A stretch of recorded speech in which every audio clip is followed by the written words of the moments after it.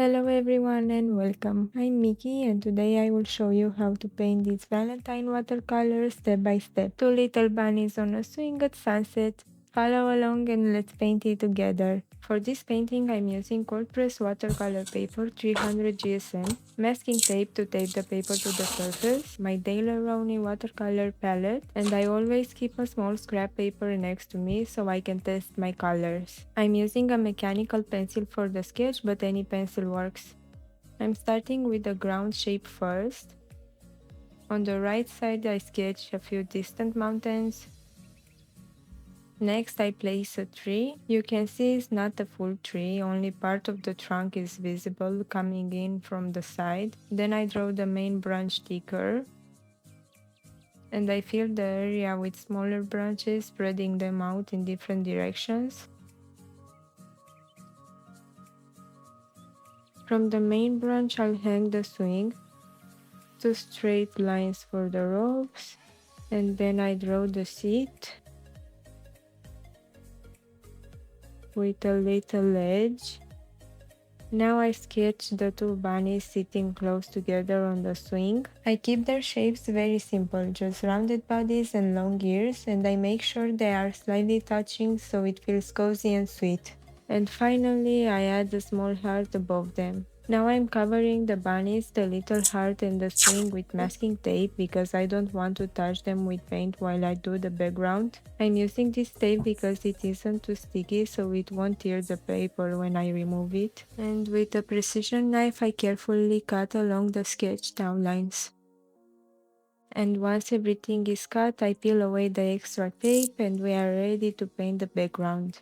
First, I'm preparing all the colors I'll need for the background. I take some gamboge yellow and cadmium red. Here I'm mixing a little cadmium red with white. Of course, you can choose any colors you like. I just want to use mostly warm shades for this background. And I will also use a few pink and violet shades. Now I am using this flat brush and I wet the entire paper with clean water. To apply the colors, I'm using this angled filbert brush. I start with yellow first and I lay it on the paper. Then I add the other colors in a loose random way. Because the paper is wet, the colors spread and blend on their own, so I don't have to do much here. I only add a little extra water where I want the transitions to stay soft. Here will be the distant mountains. And with a paper towel, I gently leave some paint to create soft cloud shapes. For the ground, I switch to my size 8 round brush and I take sap green.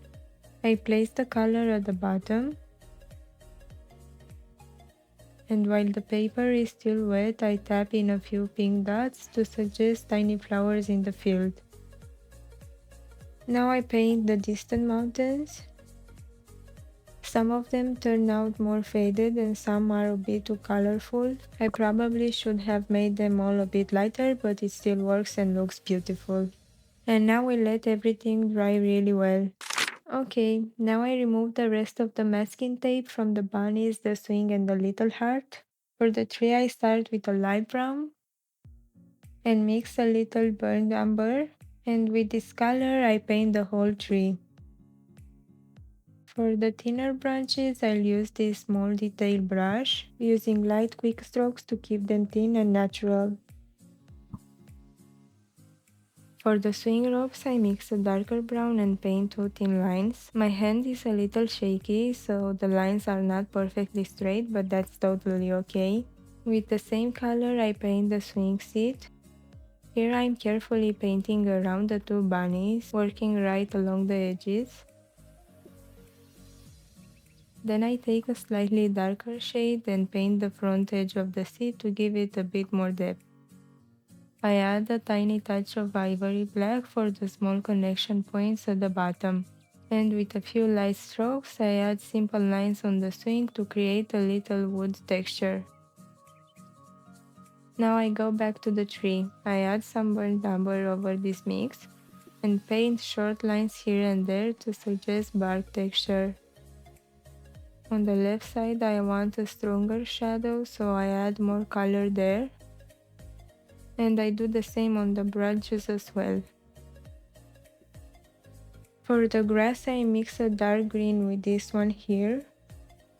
And I start painting simple grass strokes. I'm keeping them loose and messy. I don't want every blade to look perfect. This helps the field feel more natural and full. I switch to my detail brush so I can paint inner blades in different directions. I work across the whole ground area, and the closer I get to the bottom edge, the longer I make the strokes. Now I deepen the mix with a little Viridian green and Payne's gray, and I repeat the same process.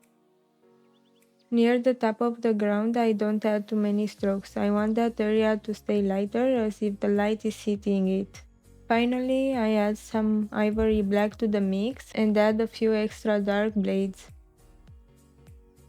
This step adds contrast and makes the grass look deeper and more layers, so the lighter areas stand out even more.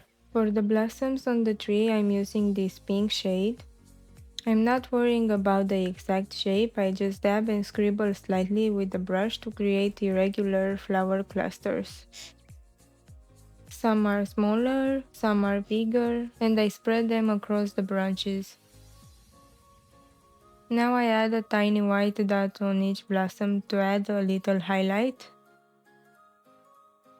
For the leaves I use a dark green. I paint them in the same relaxed way. I press the brush down, pull and lift over the tip to form a quick leaf shape. I will only add a few because I don't want the branches to look too loaded or too crowded. I also add a few small flowers between the grass strokes.